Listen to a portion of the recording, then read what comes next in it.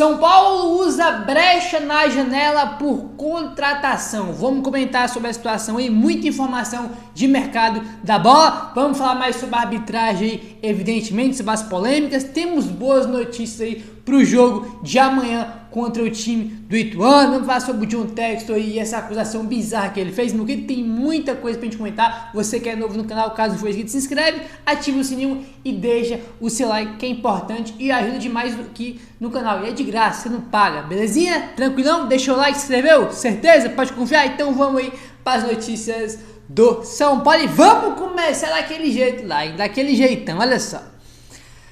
Após confusão no Choque Rei, Federação Paulista de Futebol escalou Rafael Claus para apitar Ituano e São Paulo neste domingo às 4 horas da tarde pelo Paulistão, tá? Então já saiu a escala de arbitragem e o Rafael Claus vai apitar o jogo do São Paulo amanhã contra o Ituano. Isso aqui já é meio óbvio que eles iam colocar uma arbitragem mais experiente, né, cara? Com mais rodagem aí do que fizeram no último jogo aí contra o time do Palmeiras, né? Ah, o Claus é palmeirense, que as pessoas falam que não sei o que, eu não sei se ele é palmeirense, se ele é corintiano, não faço a menor ideia. Mas tem uma questão que é curiosa, tá? Esse jogo de São Paulo e Ituano, ele é o jogo mais importante dessa última rodada, tá? Porque o Santos já tá classificado, o Palmeiras tá classificado, o Bragantino tá classificado, o São Paulo precisa ganhar para se classificar, tá? E o Ituano tá brigando para não cair, tá? Esse é o único jogo do Paulistão que os dois times estão disputando alguma coisa, tá? É o único jogo aí que interessa muito a vitória para os dois times. É o jogo mais importante dessa última fase, aí dessa última rodada, né, da primeira fase.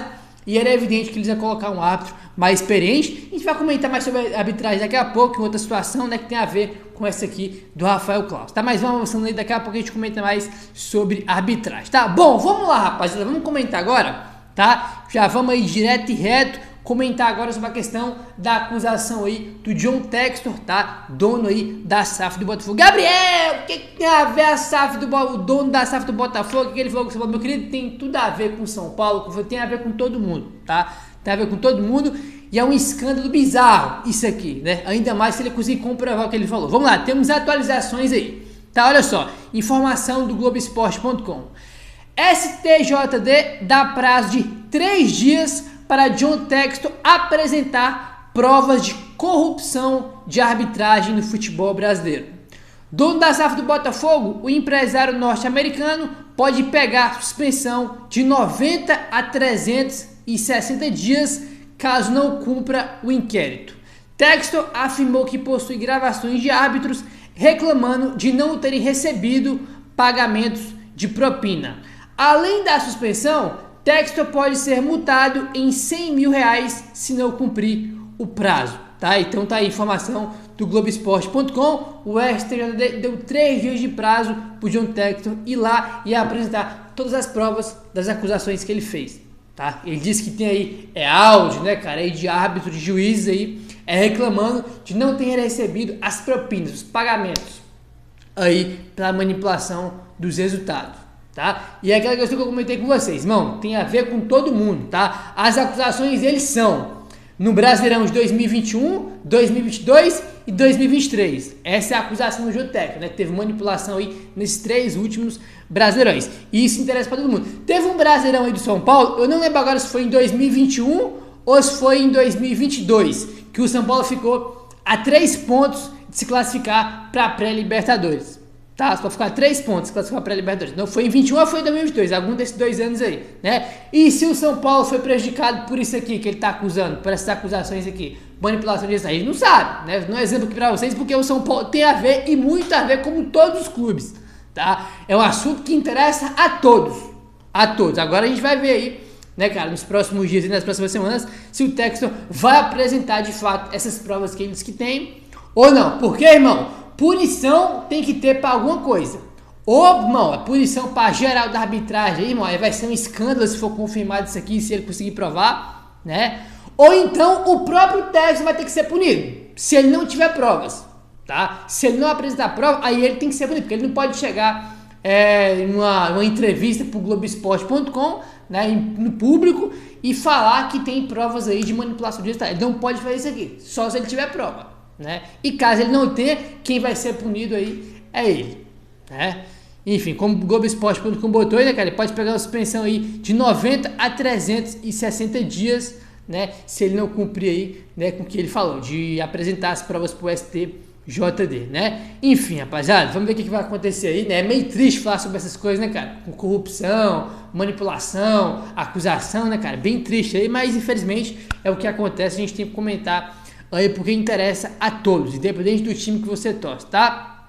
Bom, agora vamos voltar um pouquinho para falar da arbitragem, tá, rapaz? Porque o Arnaldo Ribeiro, todo mundo conhece o Arnaldo aí, São Paulino, né, cara? Faz lá os programas lá no UOL, no Band Esporte, todo mundo conhece ele. Tem um canal no YouTube dele com o Tirone aí para falar de São Paulo.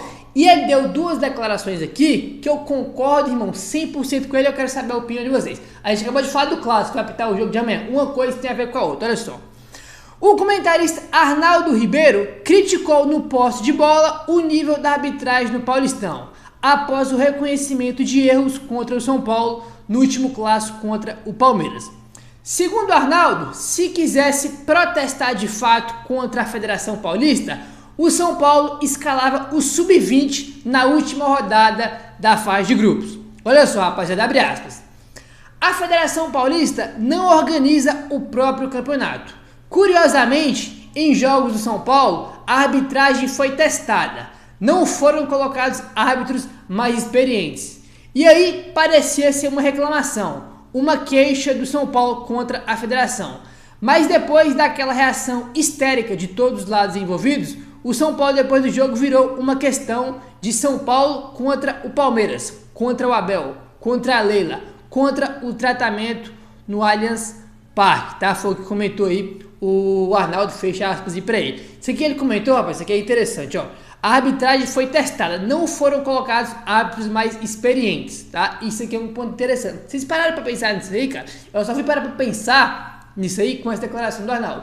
Quase todos os jogos do São Paulo, não sei se foi todos, mas a maioria dos jogos do São Paulo é árbitro jovem, é árbitro novo aí que tá começando, ou que tem poucos anos de carreira. Há árbitros inexperientes, árbitros e árbitras, né? Porque a gente também não é aquela experiência como é o Klaus, por exemplo, né? Então, quase todos os jogos do São Paulo nesse Paulistão são de arbitragens inexperientes, com pouca bagagem, com pouca experiência, né? É como se o São Paulo fosse feito de cobaia. Ah, põe um árbitro novo aí, põe ele para testar no jogo. Pode pôr no jogo do São Paulo aí. Se acertar legal, se errar também, tudo certo. No jogo do São Paulo pode pôr, vamos usar o São Paulo como cobaia. É assim que eles fazem, né? Aí nos jogos do Palmeiras, do Corinthians, o Rafael Klaus, os principais aí. Isso é um ponto interessante que a gente tem que refletir aí, que é um ponto que às vezes passa despercebido. Inclusive passou também, só fui perceber isso depois que o Arnaldo falou, tá? E ele falou, eu sou o Sub-20 aí no Paulistão, olha só. Abre aspas. Se é para protestar, o São Paulo deveria ir a Itu com o Sub-20. O São Paulo vai a Itu, mas vamos combinar. Em relação às arbitragens, o São Paulo nem precisaria ir a Itu, ou talvez nem devesse ir. E com o Sub-20, se é para protestar contra a arbitragem do campeonato. Releva o campeonato. Não é isso que o São Paulo está fazendo. Evidentemente, nunca nenhum clube faz. Abaixa a cabeça, beija a mão do Reinaldo, né, que é o presidente da FPF, e combina uma certa trégua. Evitar declarações de lado a lado, organizar juntos São Paulo e Palmeiras e o próximo jogo entre eles, seja lá onde for. Fecha aspas aí para o Arnaldo Ribeiro, né? Essa questão de juntar aí o São Paulo e o Palmeiras para organizar os jogos, né? Aquela questão que a gente comentou que teve a reunião da Leila, do Casares, que agora é a federação, vai ter uma organização ali antes dos clássicos, né? E com membros de São Paulo e Palmeiras. Mas enfim, a questão é, ele fala sobre essa questão aqui do Sub-20. Concordo 100%. Mas Gabriel, vai para o Sub-20 aí, o São Paulo vai perder, vai ser, irmão, que se dane, se ganhar, ganhou, se perder, perdeu. Né? Primeiro que é isso que eles fazem com a arbitragem, São Paulo é prejudicado toda hora. E essa questão que ele fala aqui, ó, do São Paulo, que o São Paulo nem deveria ir a Itu, ele está falando no sentido de que era para o São Paulo pôr os reservas, porque já era para estar classificado se não fosse erro de arbitragem.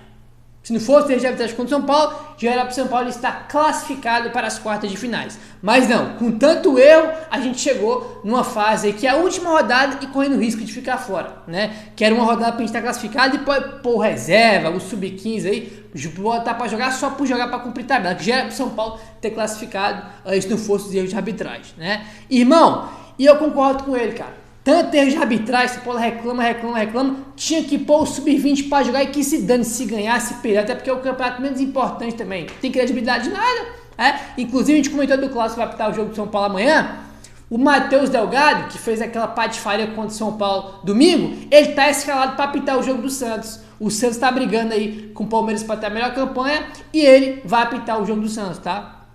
Bacana, né? Legal. Você vê aí a credibilidade, como é séria a Federação Paulista de Futebol. Tinha que pôr mesmo o sub-15 para jogar, o sub-20 que se dane, se ganhar, se perdeu, que se dane, né? Credibilidade o campeonato não tem, né?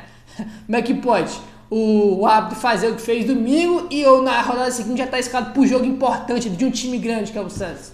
Credibilidade que tem essa federação não tem nenhum, então põe o sub-20 para jogar e quiser. É o maior protesto que um clube pode fazer, tá? Põe o sub-20 para jogar. Mas é como ele falou, nenhum clube faz isso, né? Eles têm reuniões, aí dá uma trégua, aí fica tudo normal, né? E o Matheus Delgado lá continua apitando, continua. A Daiane dos Santos Muniz continua na cabine do VAR dos jogos aí, né?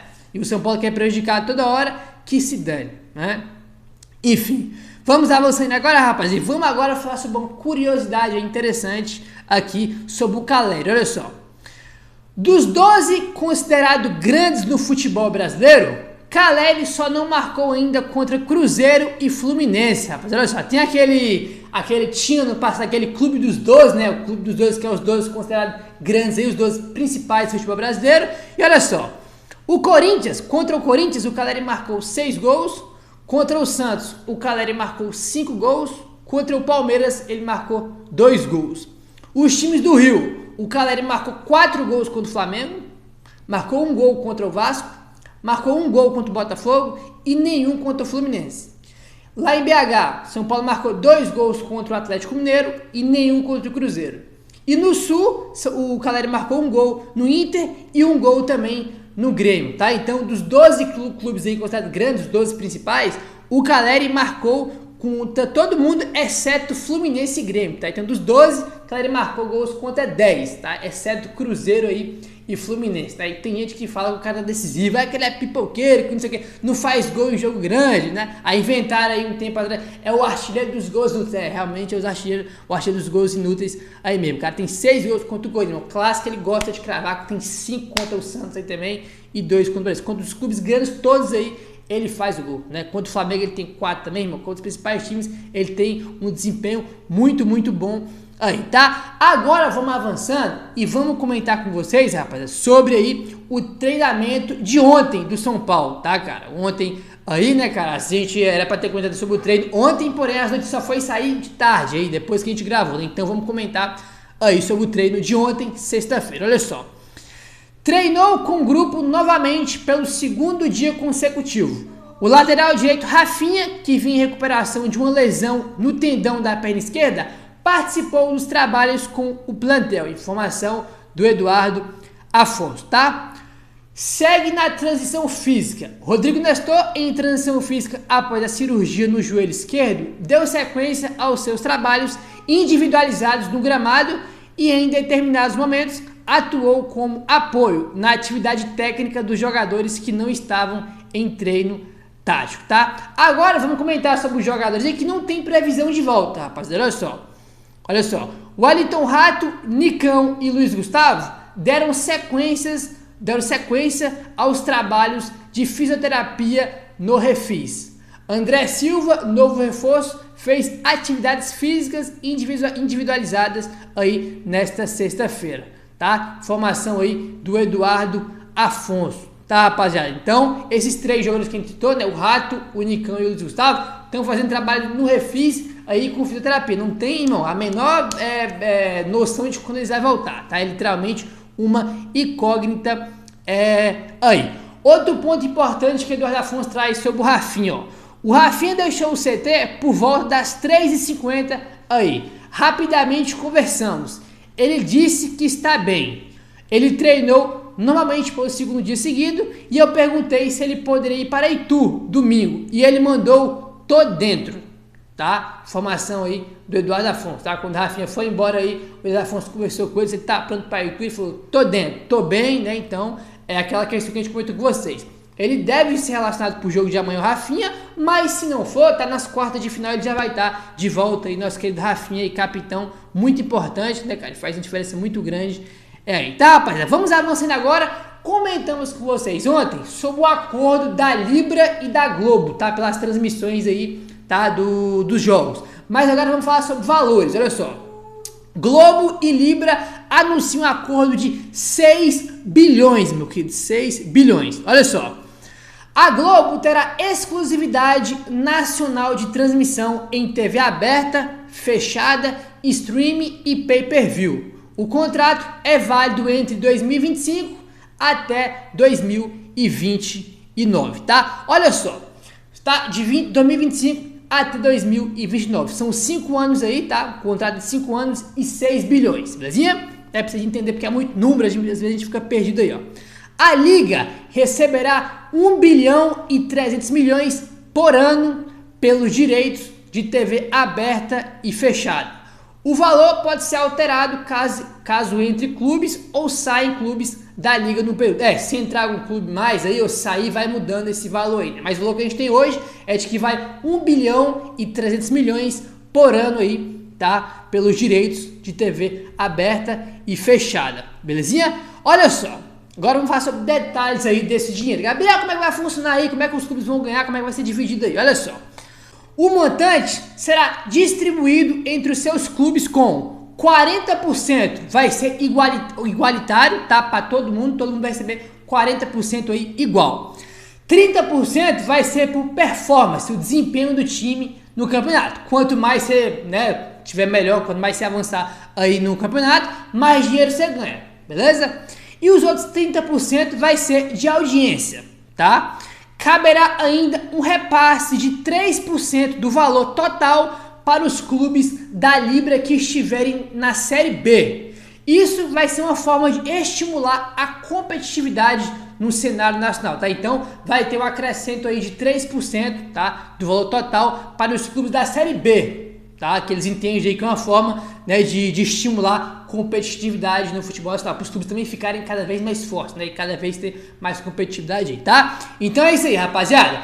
Esse é o contrato aí, tá? Da Globo com a Libra, contrato de 5 anos, tá? E 6 bilhões de reais aí, e por ano vai ser 1 bilhão e 300 milhões. E vai ser, né, vai ser repartido aí nessa forma que a gente comentou, 40% igual para todo mundo, 30% por performance e 30% por audiência, né, cara? Aí é aquela questão, quem tiver mais torcida aí, irmão, mais engajada, mais audiência aí, vai ganhar mais dinheiro, tá? Esse é o contrato aí da Globo com a Libra, tá bom? Bom, rapaziada, o negócio é o seguinte, vamos falar agora sobre o mercado da bola, meu querido, mercado da bola. Informação aqui do portal Trivela do Eduardo Deconto. Ele traz a seguinte informação, ó. São Paulo segue de olho no mercado por contratações para o próximo mês. Sentindo que o elenco não está completo, Carpini ainda deseja contar com mais um lateral esquerdo e um zagueiro canhoto no plantel, para repor a saída de Beraldo. Isso aqui é o ponto que eu quero comentar com você, ó, presta atenção. Há uma brecha no regulamento da CBF que permite novas inscrições de jogadores por clubes das divisões A e B entre 1º a 19 de abril. Lembrando que os atletas precisam estar atuando por uma equipe no campeonato estadual. Caso seja do exterior, o jogador precisa ter rescindido o seu contrato antes do último dia 7, que é o dia do fechamento da janela de transferência, tá? Então tem essa brecha aí, tá? Fechou a janela no dia 7, tá? Se tiver algum jogador livre no mercado que rescindiu o contrato aí do dia 7 para trás, você pode contratar o jogador, inscrever e ele jogar normalmente aí. E a outra brecha, né, que a gente comentou com vocês aí, é essa aqui, vou até repetir, ó. A CBF permite novas inscrições de jogadores por clubes das divisões A e B entre o dia 1 a 19 de abril. Tá? E esse atleta precisa estar jogando aí numa equipe estadual. Então tem essas duas brechas aí que o São Paulo está de olho no mercado aí. O São Paulo ainda pode se reforçar com essas brechas que tem aí no mercado, tá? Então o São Paulo já fez aí sua jornada, né? Contratou 5 jogadores, mas tem essas brechas aí, caso apareça uma oportunidade que agrada, o São Paulo pode aí contratar jogadores dessa forma, tá? Jogadores livres aí no mercado, caso tenha rescindido com o seu clube do dia 7 para trás aí, que é quando fechou a janela, tá? Comentamos com vocês sobre o Jorge aí ontem, né, rapaz? O Jorge aí que tava no Santos, né, cara? Ele é jogador do Palmeiras, o Palmeiras emprestou pro Santos, não conseguiu jogar, o Santos teve pro Palmeiras. No mesmo dia aí ontem, né, cara? Foi ontem de ontem, né? O Palmeiras foi lá e rescindiu o contrato com o lateral esquerdo Jorge, ele tá livre no mercado. Aí o Rafael Emiliano trouxe a informação, né, de que ele tinha sido oferecido pro São Paulo aí, com o São Paulo, apesar de ter sido oferecido, São Paulo não gostou, não se interessou pelo jogador, tá? E o André Hernandes traz informações aqui pra gente acabar com esse negócio, ó. 0 contato e 0 chance de Jorge no São Paulo. O clube vai trazer um lateral esquerdo na próxima janela e segue atento a oportunidades de mercado, que é exatamente o que a gente acabou de comentar, tá? Apesar da janela ter sido fechada, São Paulo tá de olho no mercado aí, tá? Em busca do lateral esquerdo e quer trazer mais um aí, né? No mês que vem, né, cara? Ou na próxima janela, tá? Então, Jorge no São Paulo, chance 0, tá? Como o André não trouxe aí, tá? Esquece Jorge, não tem nada de Jorge, não vai vir, esquece aí que não vai vir. Ainda bem, né? Pelo amor de Deus, o cara não consegue jogar no Santos, no Palmeiras, não é no São Paulo, vai conseguir jogar. Se não serve para esses times, não serve para São Paulo. Fora que, né? O empresário dele também é o Eduardo Duran, aquele que fez aquela sacanagem com o São Paulo, com o Caio Paulista, ter levado ele pro Palmeiras. Então, mano, vai, Duran, pega teu jogador e leva pro Palmeiras de novo, leva pra qualquer time, pro São Paulo não, tá? É isso, rapaziada, se inscreve no canal, ativa o sininho, valeu, tamo junto e saudações tricolores.